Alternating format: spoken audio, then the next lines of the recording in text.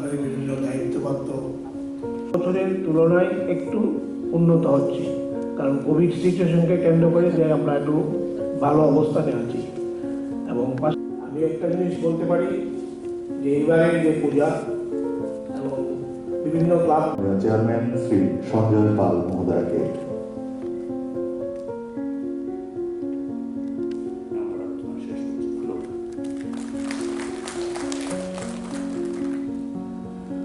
অনেক অনেক নমস্কার।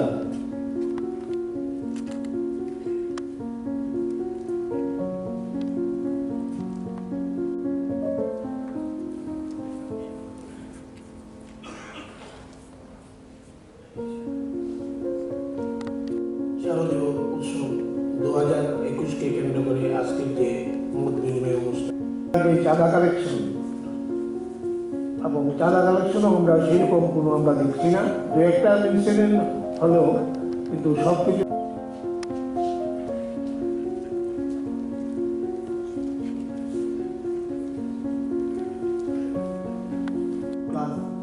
বিভিন্ন ক্লাবের সদস্যবৃন্দ বা উপদেষ্টা কতদিন করবো এই পার্টি সেই পার্টি, আর সবাই আসবে। আমি তো বলি তো সবাই আমার সঙ্গে চলে আস, সবকা সাথ সবকা বিকাশ করে। 5 বছরে 55,000 ঘর দেওয়া হয়েছে পুরনো সরকার থাকাকার। প্রধানমন্ত্রী আবাস যোজনা ঘর আর প্রথম দিকে ইন্দিরা আবাস যোজনা ঘর নাম।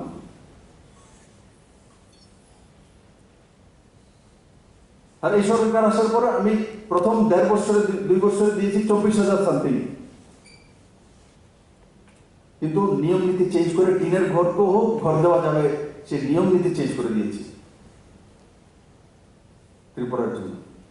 মাননীয় প্রধানমন্ত্রী করে দিয়েছে স্পেশাল কোটা 1,59,000 ঘর একসঙ্গে 5 সেপ্টেম্বর সবার স্যাংশন হয়ে গেছে। 1,59,000, তার সঙ্গে 24,000 যোগ করে কত হয়?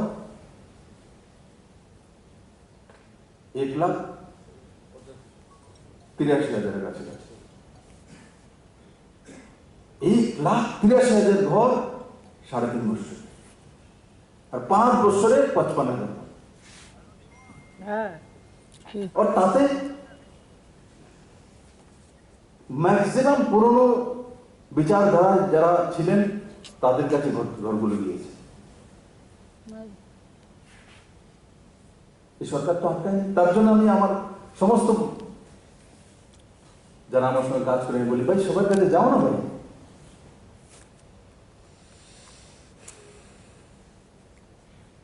এই প্রথাটা ত্রিপুরা থেকে ধীরে ধীরে যাচ্ছে যে 50% কে নিয়ে আমি সরকার চালাবো, 50% কে কিচ্ছু দেবো না। তো ক্লাবগুলো ঠিক এই মানসিকতা নিয়ে কাজ করছে এখন।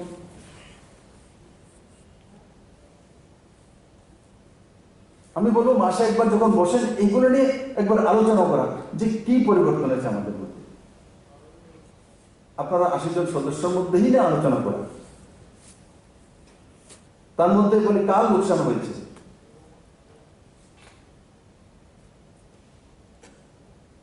আমি তো দেখি করোনার পরেও দেখি ত্রিপুরাতে ভেহিকেল বেড়েছে, বাইকও বেড়েছে, বিল্ডিংও বাড়ছে, নিয়মও করেছি 5 তলা বদলে 7.5 8 তলা পর্যন্ত করতেই পারবে। তারপরে 14-1500 তোলানো 20 তলা মানা নেই। আগে তো পাবেন ছিল 5 তলা তো তুলতে পারবে না। নিজেদের মধ্যে এর মধ্যে ডিবেট করা যে কি হয়েছে। আগরতলা শহরের পুরো মনোভাব তৈরি করতে পারে ক্লাবগুলো। আমি আপনাদের সহযোগিতা চাই, কারণ মাঝে মাঝে এমন তৈরি করা হয় যেমন এই সরকার এসে সবার বাড়িঘরের লোক নিয়ে নিয়েছে, এমন একটা মহল বানানো। অথচ ত্রিপুরাতে একটি লোকও নেই। এখন 2-4টে ক্যাডার বলতেই পারে আমার বিজনেস গেছে, ক্যাডারের টাকা পায়নি বলতেই পারে, কমিশনের ব্যবস্থা শেষ। আমাকে তো মানুষ মুখ্যমন্ত্রী বানিয়েছে সেগুলো শেষ করার জন্য, ব্যবস্থা ওই ব্যবস্থা থেকে মানুষকে বের করার জন্য। কিন্তু আমাকে এই হল করে যদি কেউ বলে, হাত ধরে বলে দেওয়া, বলে স্যার আপনার সরকার আসার পর আমার লোকসান হয়েছে,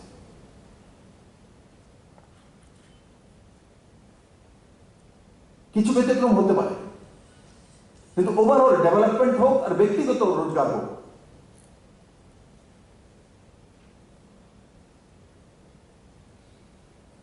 আজকেও কালকে টিপিএসসি রেজাল্ট এসে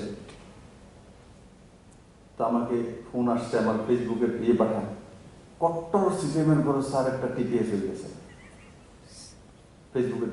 তাহলে কি ট্রান্সপারেন্ট সরকার, যদি তার মধ্যে ট্যালেন্ট থাকে, তার বাবা যদি অপোজিশন পার্টিকে পাস করেছে, তার সঙ্গে যদি পুরনো সরকারের কোনো মন্ত্রীর ছবি থাকে, লোকসান হয়েছে তার। তাই বলে আমি কোনো ম্যারিটে কেউ আসছে তাকে আমি আটকাবো, এই ব্যবস্থা আমার কাছে নেই। আর এই রাস্তা কোনোদিন সরকার যাবেও না। সেটাই তো পরিবর্তন, এটাই তো মানুষ দেখে। যেমন ট্যাটের মাধ্যমে প্রথমবার ট্যাটে যখন ছেড়েছি, তখন বরজলার যে পুরনো এমএলএ ছিল, নাম কি, ঝুমুর সরকার, টেট দিয়ে টিচার হয়ে গেছে প্রথম দফা। আমার কনস্টিটিউন্সি যায় ইক্কা দুক্কা বিষয় উঠেছিল, সেটাকেও দাবি দেওয়া হয়েছে। এগুলো থেকে আজকে ত্রিপুরার ক্লাবগুলি মুক্তি পেয়েছে। বাকি ক্লাবগুলোর যে সামাজিক কাজ করা, ব্লাড ডোনেশন ক্যাম্প করা, মানুষকে সহায়তা করা, লাইব্রেরি রাখা, ওষুধপত্র রাখা, সেগুলো দেওয়া, এগুলো তো ত্রিপুরার কাজগুলো আগেও করে এখনো করছি। এটা ক্লাবগুলো ভালো। এখন যেমন নেশামুক্ত ত্রিপুরার আমরা কাজ করি 2018 থেকে, তার সঙ্গে সঙ্গে এখন আমরা সিদ্ধান্ত করেছি কিছু নতুন নতুন কি, ফুটবল জন্য প্রত্যেক মহকুমাতে কমসে কম স্টেডিয়াম তৈরি করা, ভলিবলের কোর্ট তৈরি করা। আগামী 1 বছরের মধ্যে আমরা সেই জায়গা কাজ করব, তাতে ক্লাবগুলোর সহযোগিতা নেব। নজওয়ান ছেলেমেয়েরা একদম ভলিবল খেলবে, ফুটবল খেলবে, তো এই আবার ট্যাবলেটের দিকে যাবে না, ব্রাউন সুগারের দিকে যাবে না। ভাই কতদিন আমি বন্ধ করবো, রাস্তা ধারে দিকে গাঁজা চেক করবো, ব্রাউন সুগার চেক করবো, সারা জীবনকে আমার এটাই কাজ নাকি? স্থায়ীভাবে তখন যখন আমি স্পোর্টসের দিকে নিয়ে চলে যাব, তো নজওয়ান ছেলে মেয়ে আপনি সে যাবে না। যেভাবে আজকে ক্লাবগুলো নিজেদের নিয়ম কানুন যে আগে ছিল তার থেকে বেরিয়ে এসছে। আজকেও চাঁদা তুলতে যায়, কিন্তু কারোর সঙ্গে জোর জবরদস্তি করে না। ইক্কা দুক্কা হয়তো ঘটনা ঘটেছে, কিন্তু জোর জবরদস্তি এখন আর ক্লাবগুলো করে না মানুষের সঙ্গে। কত বড় পরিবর্তন হয়েছে, আপনারা কত বড় কাজ করেছেন চিন্তা করতে পারেন না। কোভিডের সময় দেখেছেন, ঠিক বলছেন, আপনারা কত বড় জাগরুক করে কাজ করেছেন। যখনই কোনো সাহায্য সরকার থেকে চাওয়া হয়েছে, আপনারা এগিয়ে এসে কাজ করেছেন।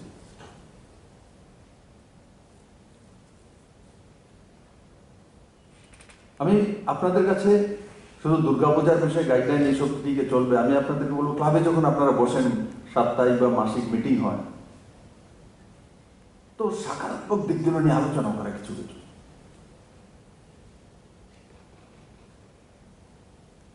যে 3.5 বছর সরকারটা হলো, তাহলে তার মধ্যে এমন নয় যে আপনাদেরকে জেলে পুরে দেওয়া হবে আপনি না মানবে। এগুলি কোনোটাই 7 বছরের ছেলের জন্য ধারা নেই। সেটা জাগরুকতা, নিজেদের মধ্যে জাগরুকতা, কারণ যেটা কেরালাতে হয়েছে সেটা যাতে আমাদের ত্রিপুরাতে না হয়। তার জন্য তো প্রণব লিখেছেন পেপারের মধ্যে, দেখুন 2 বার ভ্যাকসিনেশন নেওয়ার পর, ভ্যাকসিনেটেড হওয়ার পরও স্বাস্থ্য সচিবকে ফিরে আসছে। কিন্তু স্বাস্থ্য সচিব কিন্তু বেশি দিন অসুস্থ ছিলেন না, একদিনই বলেছেন স্যার আজকে একটু শরীরটা ইয়ে লাগে, কিন্তু বাকি সময় স্যার যে কোনো সময় ফোন করেন, তিনি কামে আসলো। स्वास्थ्य काम में थे, मैं पर एक दिन मैं शायद 1-2 दिन में थोड़ा सा नहीं कर रहा था, बाद में देखा मेरे को बात ही करना पड़ेगा उसको, मैंने किया, बोले कैसे हो, क्या है, हम बोले काम है, बोले सर आप किसी भी समय बात तो कर ही सकते हैं मेरे से, तो हमको तो ऐसे ही আমি তো কাজই চাই, তো আমার দিনে দরজা খুলে দিয়েছিল, मैं तो दिल्ली फोन करने लग गया।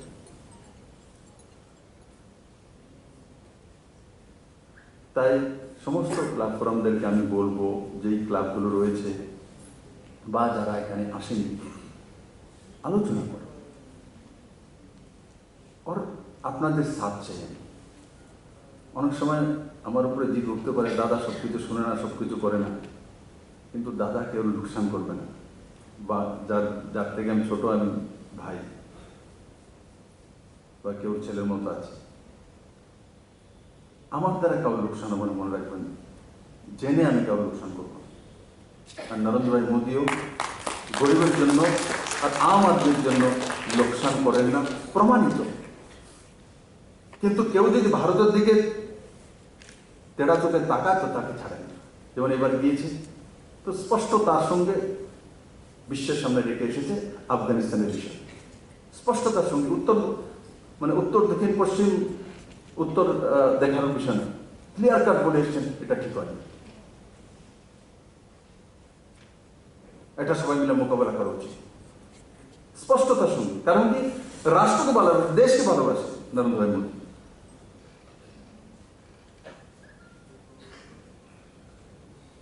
তো আপনাদের আমি বলবো বারবার, এই যে সরকারের এই যে বিভিন্ন বিষয় দিকগুলো এসছে তার মধ্যে আলোচনা করো, তাহলে কি হবে, একটা বিষয় আছে হুইসপারিং, দুর্গাপূজা আসছে, হুইসপারিং এ মতলব ফুসফুস করে বলা।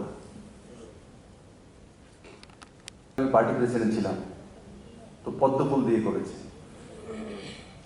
রামপুর ক্লাবে কেউ আছে এখানে? হ্যাঁ না, খেয়াল আছে না? তখন প্রেসিডেন্ট ছিলাম, তো আমি গিয়েছি, দেখে পদ্মফুল দিয়ে সব করেছে। আমি তো বিজি হয়ে গেছে, মাইল হয়ে গেছে। তারপরে আই করতো, তো ইলেকশনের সময় বিজি হয়ে করতো, তারা না ধরে নিয়েছে সিপিএম, তারা তোমরা ধরবো। অবশ্য এরারও কোনো, আপনাদের কোনো দোষ নেই। আমি যেই সিএম হাউসে থাকি, সরকারি নিবাস, তার মধ্যেও পদ্মফুল লাগিয়ে গেছিল, পদ্মফুল ফুটতো। এখন আমি অন্য জাতের লাগিয়েছি, কিন্তু পদ্মফুল ছিল, উনি লাগাইছেন।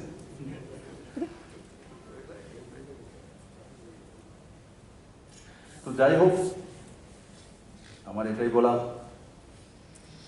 যে নিজেদের মধ্যে ঝগড়াঝাঁটি বা দশমী করার সময় ব্যবস্থিতভাবে যাওয়া, ও যে বিধিনিষেধ আমরা তৈরি করেছি সেটাকে মেনে চলা, ও জাগরুকতা রাখা, মনে রাখা যে কোভিড যায়নি।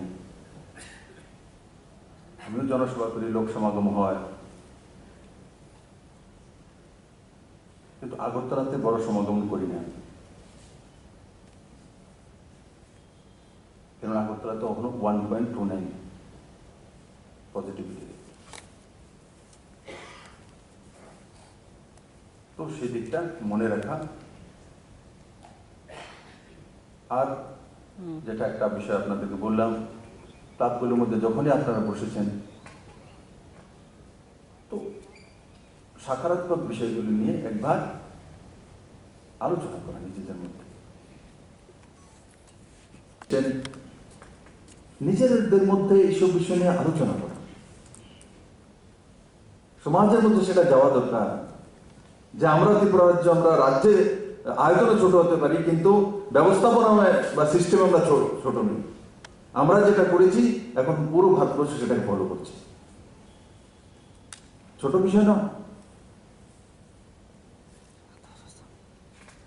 এমনিতে তো করোনার সময় আমরা কি বলি, বলে সবাই সুস্থ থাকুন, সোশ্যাল ডিস্টেন্সিং কেন মেনটেন করার জন্য বলি, কেন মাস্ক পরার জন্য বলি, যাতে রোগ সংক্রমিত না হতে পারে, আমার যাতে জ্বর না আসে, আমার যাতে অন্য উপসর্গ না হয়। কারণ অসুস্থ হলেই আপনাকে তাড়াতাড়ি সে অ্যাটাক করবে। তো কমসে কম এই ওষুধগুলো দিয়ে একটা লেয়ার তো বন্ধ করে দিলেন। আর এটা তার জন্য আমরা তাড়াতাড়ি করেছি, এর সামনে দুর্গাপূজা আসছে, ফেস্টিভ্যাল সিজন আসছে। এই ছোট ছোট শিশু ছেলে মেয়েরা এই যে 19 বছর পর্যন্ত তাদের বিচরণ সবচেয়ে বেশি, এটা কোভিড ভিতে লাগিয়ে দিলেও চলে আসে। ঘুরবে। যারা বয়স্ক আছে বুঝবে, পেশেন্স আছে। কিন্তু 18 বছরের, 17 বছরের, 15 বছরের ছেলে মেয়েদের মধ্যে জোশ থাকে, তারা ভয় করে না করলে বিদ্রোহী মানসিকতা, যেটাকে না করবো আরো বেশি করবে। তো তার জন্য ত্রিপুরা সরকার এই ফেস্টিভ্যাল সিজনের আগে তার ব্যবস্থা করেছে। প্রশংসনীয় ব্যাপার হেলথ ডিপার্টমেন্টের মাধ্যমে। কিন্তু এটাকে ত্রিপুরার মিডিয়াও তেমন ভাবে তুলে ধরতে পারেনি।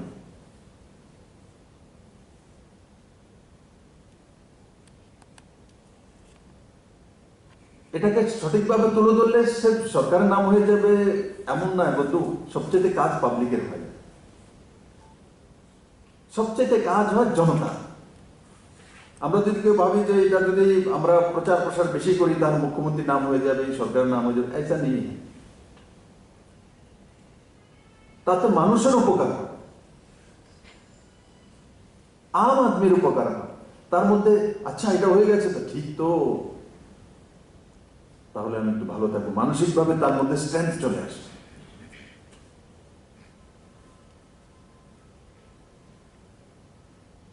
মানসিক বল পায় যে আমার তো কমসে কম এই 3-4টা রোগের উপসর্গের ব্যবস্থা হচ্ছে। আর তার সঙ্গে সঙ্গে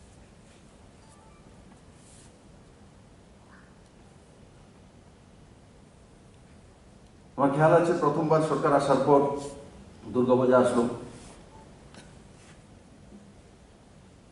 তো নেশামুক্তির কাজ শুরু করেছি। তো আমার কাছে লোক আসে, বলে স্যার আপনাদের 2 নম্বরের বাজারটা বন্ধ করে দিলেন, এটা কিন্তু বড় একটা ইকোনমি আসলো, বাজারে কিন্তু পয়সা নেই। অনেক দোকান আমি এমনি তো জিজ্ঞাসা করি, তোমাদের হোলসেলের দোকান আছে, কেমন কাপড় বিক্রি হচ্ছে? বলে স্যার একটু বিক্রিটা কম। সত্যি কথা। তখন কি করেছি, দুর্গাপূজার আগে মাননীয় প্রধানমন্ত্রীর কাছে গিয়েছি, এসে 7 পে স্কেল দিয়ে দিয়েছি। খেয়াল আছে 7 পে স্কেলটা কেন দিয়ে দিয়েছি? কারণ তো পয়সাটা দিলে সরকারি কর্মচারীদের পদে বড় মাত্রায় রয়েছে, ওনারা বাজারে পয়সাটা খরচা করবে, পাবে। এবারও কোন সংস্থা আমাকে বলেনি, কোন কর্মচারী ইউনিয়ন বলেনি আমি চাই যে বাজারে পয়সা আসুক দুর্গাপূজার আগটায়। তার জন্য 5,000-6,000 টাকা করলে ভেরি করতো, ফেস্টিভ্যাল অ্যাডভান্স দেওয়া হতো সরকারি কর্মচারীদের।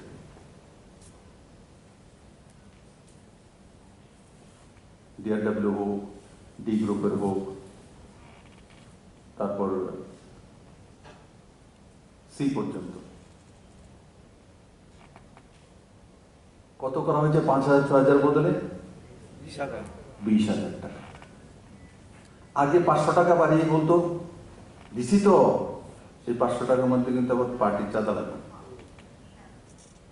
এবার 20,000 টাকা করে যে কোনো সরকারি কর্মচারী একজন বলতে পারবে যে না তাদের কাছ থেকে কোনো পার্টির জন্য কোনো চাঁদা চেয়েছে?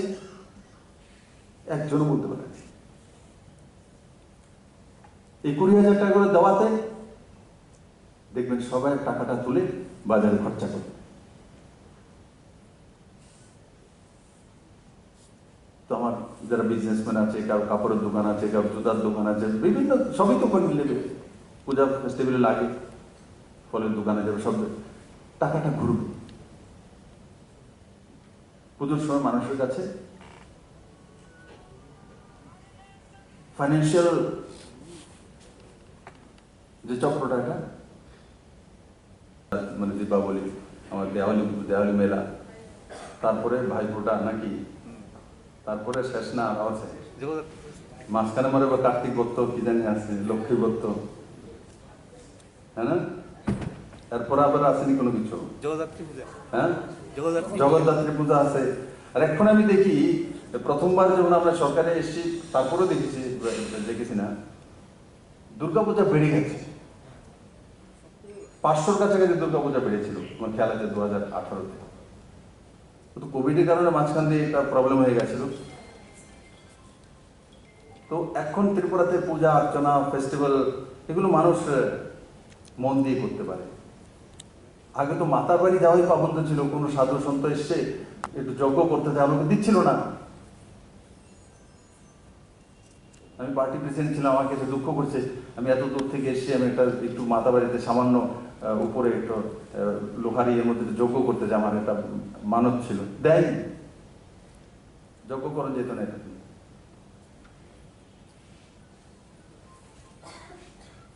সেও দিন ছিল, আজকেও দিন।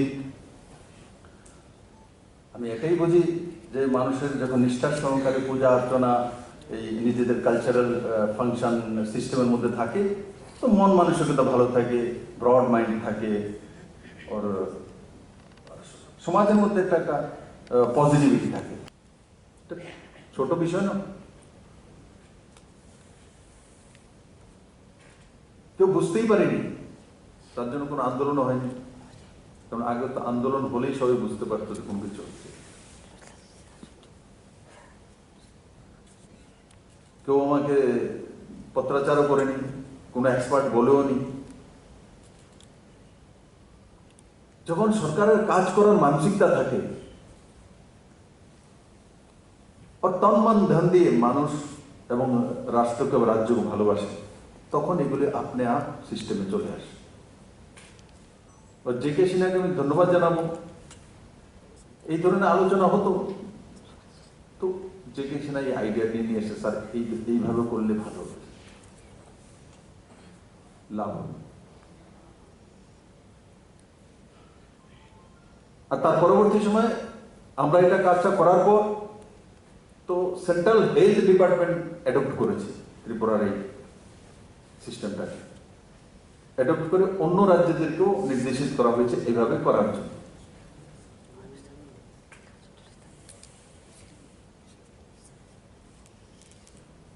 কোথা থেকে অনুপ্রাণিত হয়েছে, কার কাছ থেকে নিয়েছে আইডিয়া? ত্রিপুরার কাছ থেকে। ত্রিপুরা ছোট্ট রাজ্য হতে পারে, অ্যাবাভ 80, কিন্তু 18-র নিচে যারা রয়েছে শিশু পর্যন্ত তাদের জন্য এখনো ভ্যাকসিনেশন ব্যবস্থা হয়নি। কিন্তু ত্রিপুরা সরকার কোভিড ভ্যাকসিনেশন তো করার ব্যবস্থা এখন হয়নি, কিন্তু কোভিডে আমরা লক্ষ্য করেছি যাদের কোনো না কোনো উপসর্গ থাকে তাদেরকে আরো কম সময়ে যা তো এত বড় 14টা 15টা বগি নিয়ে যায়, সেটা আপনি জানেন, তার হিসাব আপনার কাছে আছে, তার জন্য আপনি বড় কাজ করেছেন এমন না। যদি আপনি অটোর হিসাব রাখতে পারেন যে ওই রাস্তা দিয়ে কটা অটো গিয়েছে, তবে মানা যাবে যে আপনি হিসাব রাখার যোগ্য ব্যক্তি। আগরতলাতে কয়টা ফ্লাইট নামে একসঙ্গে সবাই বলে দেবে স্যার 18টা ফ্লাইট আসে আর 18টা যায়। কোভিডের কারণে কম হয়েছে সংখ্যাটা। কিন্তু আমি যদি বলি যে জিবির এই রোডে কতটা অটো চলে, বলতে পারবে না, তারও হিসাব রাখা। তার মানে অন্তিম ব্যক্তি লাইনে যারা আছে, ছোট কাজ যারা করে, ছোট ব্যবস্থাতে যারা আছে, তাদের হিসাব থাকা দরকার মুখ্যমন্ত্রীর কাছে। বড় হিসাব তো সবার কাছে থাকে। বনমালপুরের সবচেয়ে অর্থবান ব্যক্তি কারা আছে তার হিসাব তো আমার আগে সবাই বলে দেবে, এই ঠাক ঠাক ঠাক নাম। কিন্তু বনমালীপুরের মধ্যে সবচেয়ে গরিব কে আছে তার হিসাব রাখা ও তার পাশে দাঁড়ানো।